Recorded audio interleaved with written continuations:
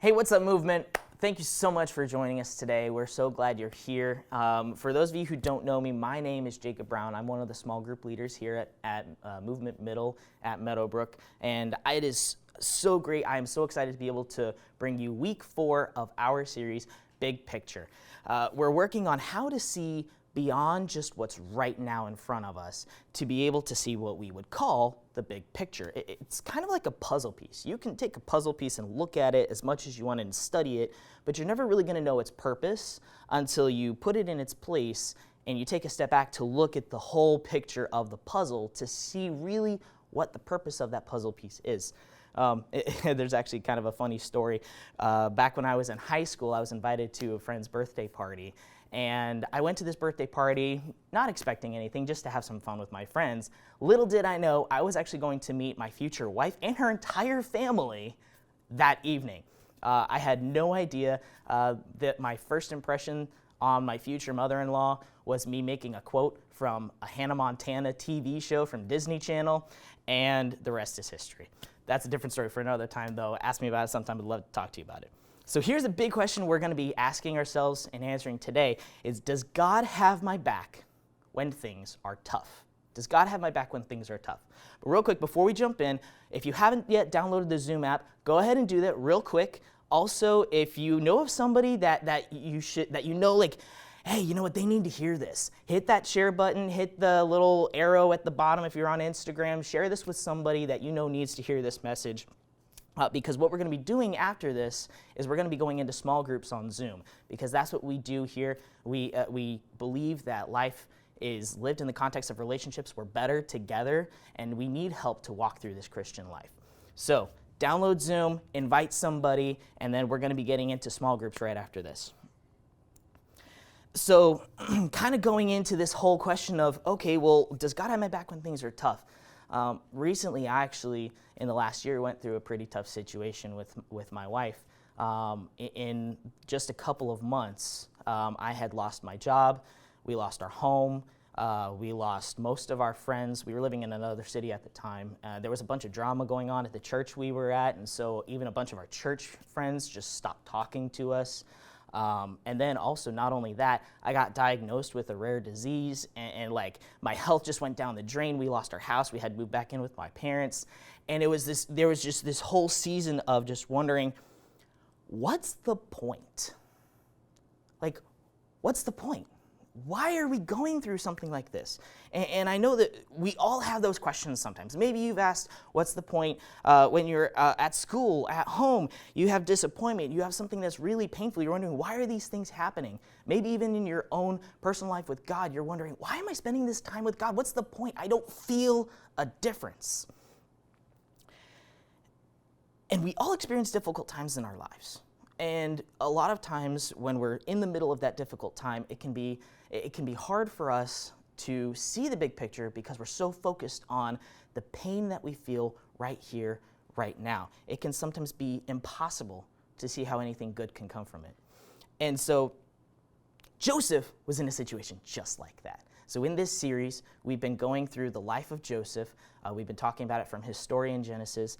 And just a quick recap, Joseph was the favorite child. Then his brothers hated him, so they sold him as a slave.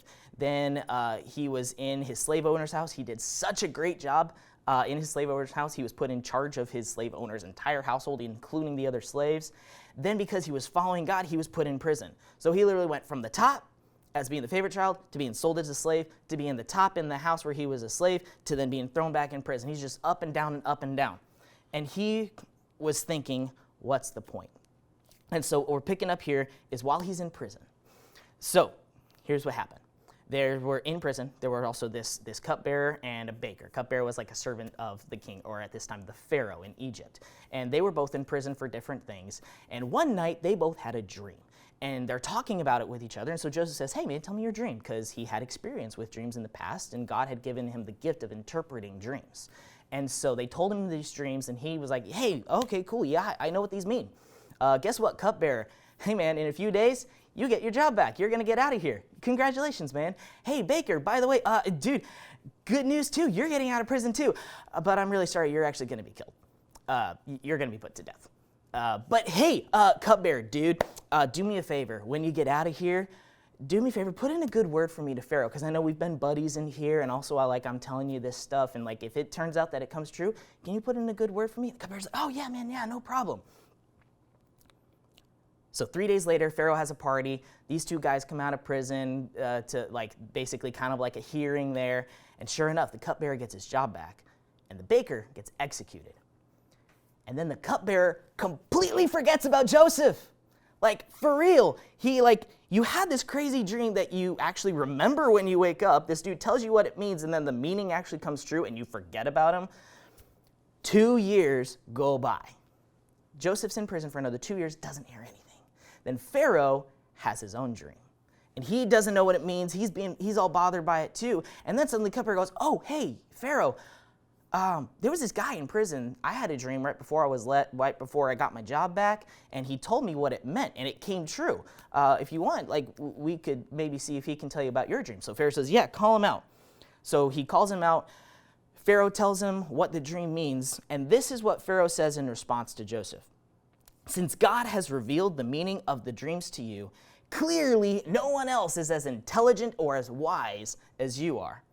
You, therefore, will be in charge of my court, so basically his house, his affairs, all of that stuff, and all my people will take orders from you.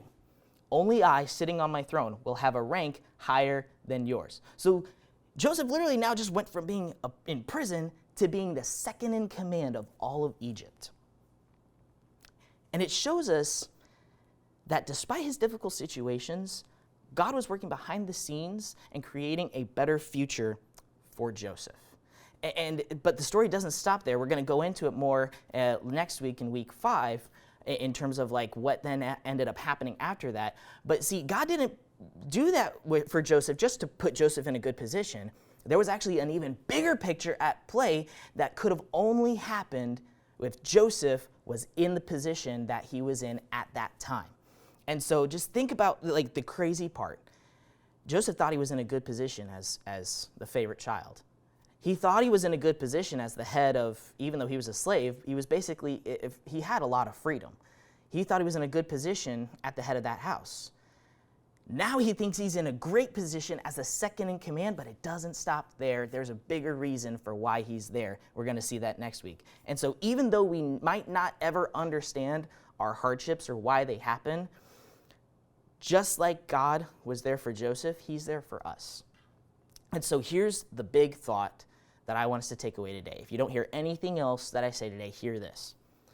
When we can't see the bigger picture, we can trust that God is working for our good. Let me say that again. When we can't see the bigger picture, we can trust that God is working for our good. And so the answer to our question, does God have my back when things are tough? Is absolutely 100% yes.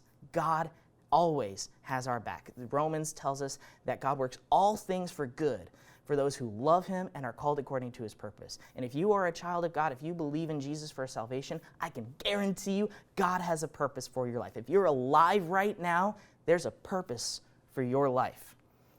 And so here's the question that I want you guys to kind of think of as we're about to go into groups. We're going to go here into groups in just a minute.